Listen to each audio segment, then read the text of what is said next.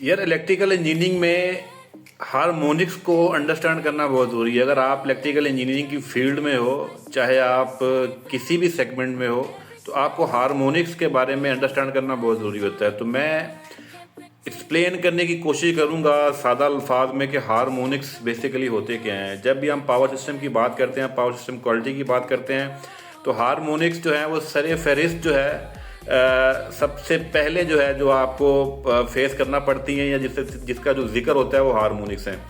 अब ये हारमोनिक्स किस वजह से आते हैं वो तो मैं पहले ही बता चुका हूँ, वो तो नॉन लीनियर लोड की वजह से आते हैं। लेकिन हारमोनिक्स होते क्या हैं बेसिकली, ये इसका जो इम्पैक्ट क्या आता है आपके इक्विपमेंट के ऊपर।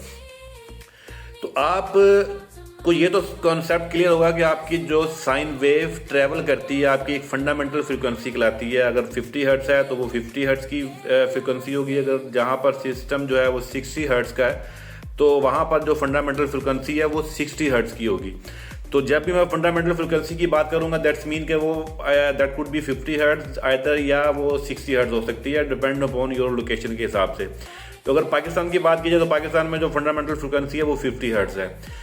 तो हारमोनिक्स बेसिकली मल्टीपल फ्रीक्वेंसीज होती हैं जो आपके उस सिस्टम के अंदर, आपके सर्किट के अंदर, आपकी उस जो मेन साइन वेव है, जो मेन 50 हर्ट्ज की जो वेव है उसके साथ ट्रैवल करती हैं। अगर आप मेरे पीछे बैकग्राउंड में देखेंगे तो आपको यहाँ पर कुछ वेव, साइन वेव के साथ नीचे वेव नज़र आ रही होंगी। तो ये बेसिकली मल्टीपल फ्रीक्वेंसीज होती हैं जो ट्रैवल करती हैं आपकी मेन फंडामेंटल फ्रीक्वेंसी के साथ। अब हारमोनिक्स जो हैं बेसिकली ऑड नंबर से वो मतलब इम्पैक्ट जो होता है ऑड नंबर हारमोनिक्स का होता है, ज़्यादा होता है, जो कि 3rd, 5th, 7th, 9th, 11th, 13th इस तरीके से ये चलता है। ये 51 तक चलता है, ये 50 तक चलता है, 49th जो हारमोनिक्स ऑर्डर तक जाते हैं इस तरीके से। तो जो फर्स्ट वाले हारमोनिक्स हैं, जैसे 3rd हारमोनिक्स है, 5th हारमोनिक्स है, तो 3rd हारमोनिक्स का मतलब है कि आपके सिस्टम के अंदर एक 150 हर्ट्ज की फ्रीक्वेंसी भी ट्रैवल कर रही है उस मेन फंडामेंटल फ्रीक्वेंसी के साथ। तो दैट्स मीन कि 3rd हारमोनिक्स मीन 150 हर्ट्ज की फ्रीक्वेंसी ट्रैवल करेगी।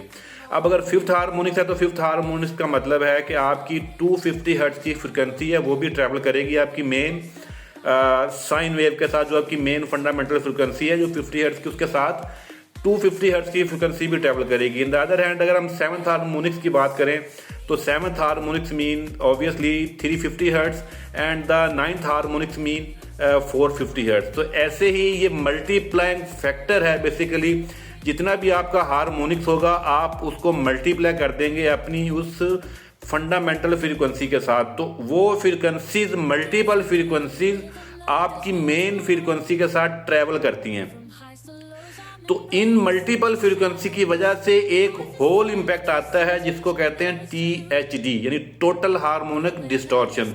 अब टोटल हार्मोनिक डिस्टॉर्शन की वजह से, यानी इन तमाम फ्रीक्वेंसीज जो मल्टीपल फ्रीक्वेंसीज हैं उसके इम्पैक्ट की वजह से जो आपकी मेन साइन वेव है, जो मेन फंडामेंटल फ्रीक्वेंसी के है, वो अपनी शेप ख़राब कर देती है। वो उसके ऊपर इम्पैक्ट बहुत ज़्यादा आता है कि वो अपनी शक्ल बहुत ज़्यादा ख़राब कर देती है। वो टेढ़ी चिट्ठी, वो चकोर भी हो सकती है, वो उल्टी सीधी भी हो सकती है। अगर आप पीछे पिक्चर में देखेंगे तो आपको यहाँ पर जो ऑरेंज जो लाइन नज़र आ रही है ये बेसिकली THD की वैल्यू है।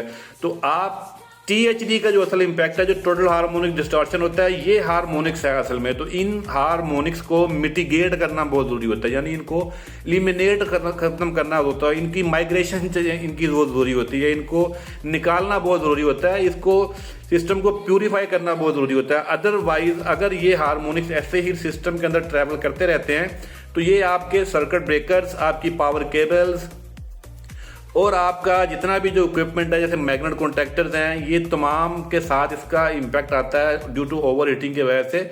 तो वक्त के साथ साथ ये इंसुलेशन वीक करते देते हैं। एक वक्त ऐसा भी आता है कि शॉर्ट सर्किट का जो है वो अंदेशा हो सकता है। और इसके साथ अदर हैंड ये है कि आपका जो पावर सोर्स है उसके ऊपर इसका इम्पैक्ट जो है वो बहुत बहुत बुरा इम्पैक्ट आता है, स्पेशली आपके जो जनरेटर्स हैं, क्योंकि जनरेटर जो है वो एक्साइटेशन, सेल्फ एक्साइटेशन सिस्टम होता है मोस्टली उनके साथ। तो ये हार्मोनिक्स की वजह से उनके एक्साइटेशन सिस्टम जो है वो डिस्टर्ब होता है और जो रिएक्टिव पावर है वो काफ़ी ज़्यादा ख़राब हो जाती है।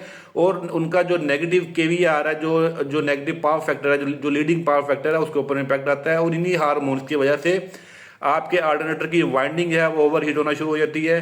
इसके साथ साथ हार्मोनिक्स की वजह से ना सिर्फ आपका सिस्टम टेम्परेचर आपका इंक्रीज होता है, केबल्स का, ब्रेकर्स का, कॉन्टेक्टर्स का, साथ साथ स्पाइक्स जनरेट होते हैं। इसको हाई करंट स्पाइक्स जनरेट होते हैं, 1000 एम्पेयर तक के स्पाइक्स जनरेट होते हैं अगर आपके हार्मोनिक्स जो हैं वो बहुत ज़्यादा होते हैं। तो जिसकी वजह से आपकी जो चीज़ें हैं वो बर्न होना शुरू होती हैं, आपके इलेक्ट्रॉनिक्स कंपोनेंट हैं वो बर्न होना शुरू हो जाते हैं। जो सेंसिटिव कार्ड होते हैं जैसे आपके एलिवेटर्स हैं, आपके यूपीएस हैं, या आपके और सेंसिटिव इक्विपमेंट्स हैं, सेंसिटिव मशीन्स हैं, तो उनका जितना भी जो कंट्रोल होता है वो इलेक्ट्रॉनिक जो कंट्रोल होता है तो उसके ऊपर इम्पैक्ट आता है।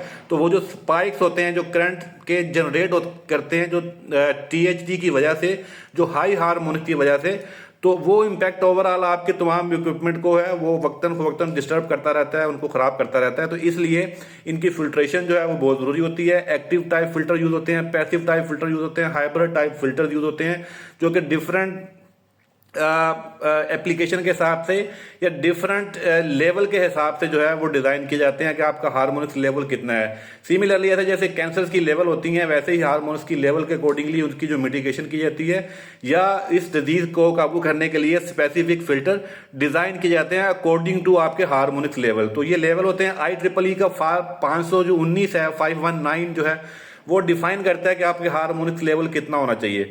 तो वो वोल्टेज की सूरत में जो टीआईडी है वो 5% तक कहता है और करंट में वो मैक्सिमम 8% तक कहता है, 1% से 8% तक depend upon the short circuit capacity और आपकी फुल लोड कैपेसिटी की जो रेशियो है उसके अकॉर्डिंगली ये 1% से 8% से ऊपर नहीं जाना चाहिए। तो इसलिए जो टीएचडी लेवल होता है करंट के अंदर वो ज्यादा डेंजरस है एज कम्पेयर टू वोल्टेज के लिए। तो ये था इंट्रोडक्शन हार्मोनिक्स के हवाले से कि आपके हार्मोनिक्स जो है वो क्या होते हैं और आपका जो लोड के ऊपर या आपका जो इक्विपमेंट है उसके ऊपर क्या इम्पैक्ट डालते हैं।